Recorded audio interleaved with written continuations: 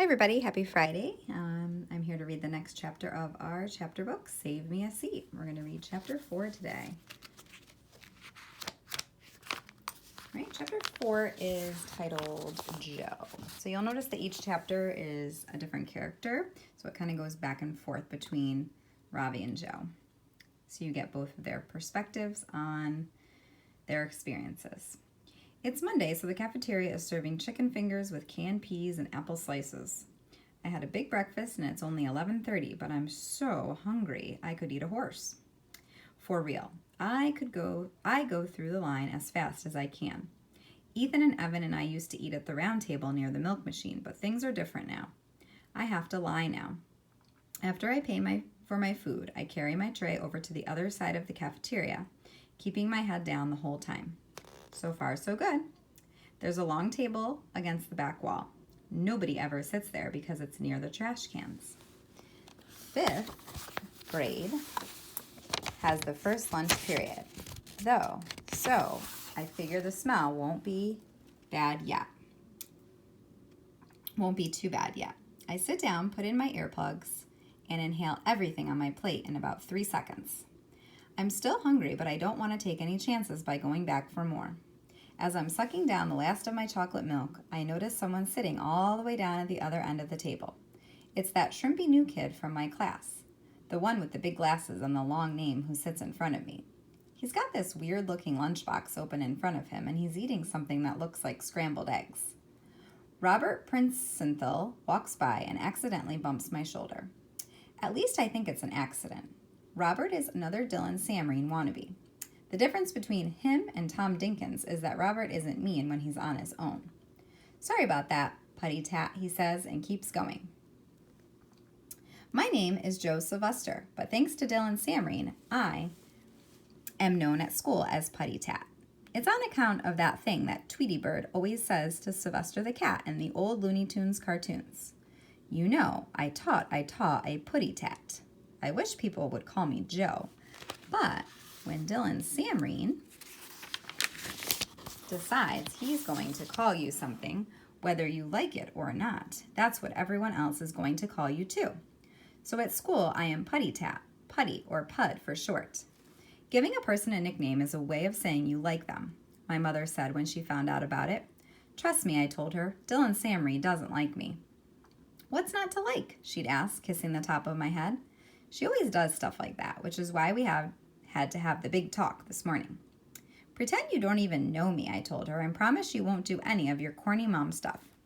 I promise, she said, then made an X over her heart with her finger. We'll see, I thought. The new kid is busy eating his lunch, and I'm done with mine, so I just sit there for a while watching Dylan Samreen.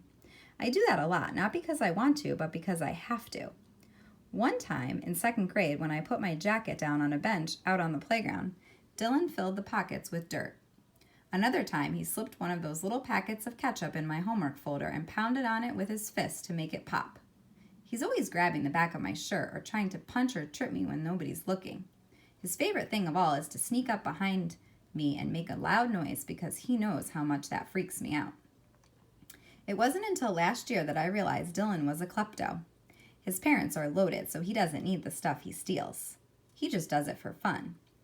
He'll take anything he can get his hands on. A pencil sharpener, a glove, a retainer case, it doesn't matter. Whatever it is, he shoves it down the front of his pants for safekeeping. Since I never take my eyes off of him, I've seen him do this a million times. But I don't ever tell on him because what good would it do? He'd just fast talk his way out of it and find a way to pay me back double. After my mom found the dirt in my pockets, she suspected something might be going on. Is that Samreen boy bothering you? She asked. No, Mom, I lied. We can talk to Miss Frost about it, she suggested. No, I shouted. Everything's fine. I worry about you, Joey. You never have anyone over to the house. I have lots of friends at school, I told her. Like who? Ethan and Evan. The Burdock twins, she'd said. Those boys are so wild. She didn't know the half of it. Ethan once stole his father's car keys and drove around the neighborhood in his pajamas, and even though Evan never got caught, I knew for a fact that he was the bathroom bandit of Einstein, notorious for drawing dirty pictures on the bathroom walls and throwing wet toilet paper balls on the ceiling. Dylan and his buddies are busy yucking it up, so I figured it's a good time for me to go empty my tray. I guess the new kid must have left when I wasn't looking, because he and his funny-looking lunchbox are gone now. I pick up my tray and make it as far as the trash cans before my luck runs out. "Hey, Pud." Dylan comes over to me and puts his arm around my shoulders. "How's it going?" My heart starts pounding and I feel myself go wet under the arms. Dylan Samreen is like one of those crocodiles you see on the Discovery Channel, lurking underwater with just his eyes showing, waiting to grab anything dumb enough to come within his reach. "I'm good," I say, trying to duck out from under his arm. He tightens his grip on my left shoulder and with his other hand pulls the earplug out of my right ear, drops it on the floor, and crushes it with his shoe like a bug. "In 2, 3, out 2, 3. "Listen, Pud, before you go, can I ask you something?" he says. I guess so. I look down at my shoes. It feels weird having only one earplug in, lopsided. Is it my imagination or does that new lunch monitor look familiar? Dylan puts his mouth so close to my ear it makes me squirm. I don't say anything, just keep my eyes glued to my shoes and breathe. In 2, 3, out 2, 3. I notice one of my shoelaces has come untied. "Take a look, Putty," says Dylan, jerking his head back to shake the hair out of his eyes. "Tell me if you recognize her too."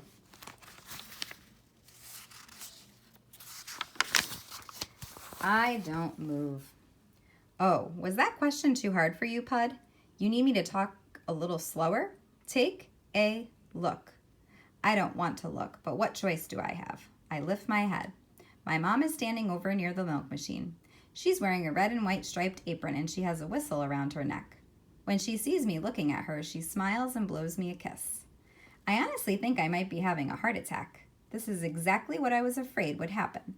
It's the whole reason we'd had the big talk. My face feels like it's on fire. "Come on, Pud," says Dylan. "You don't want to hurt her feelings, do you?" Blow her a kiss back. "What's going on, Dill?" asks Tom Dinkins. He and Robert and this weird kid Jax have come over to empty their trays. Pud is about to blow a kiss to his mommy, the lunch monitor, and then she's going to change his poopy diaper. Tom laughs. "What the heck?" says Jax. "No kidding, Putty. Is that really your mom?" asks Robert. The bell rings, making me jump. Suddenly, everybody starts rushing around, cleaning up and getting ready to go back to class. Dylan grins and winks at me, then lets go of my shoulder and walks away. He's done with me for now, but I'm not stupid enough to think it's over. My knees are shaking, but I manage to dump my tray and get out of there as fast as I can. The rest of the afternoon is a total waste of time. Mrs. Beam calls on me twice, even though my hand isn't up. It's only the first day of school, and 5th grade already sucks. All right, so that's the end of the chapter. So he's having a hard time at school so far. We will continue and move to chapter 5 next week. Hope everybody had a great week. Make sure to wrap up and catch up on any work today that you might have and submit those assignments. Have a great weekend.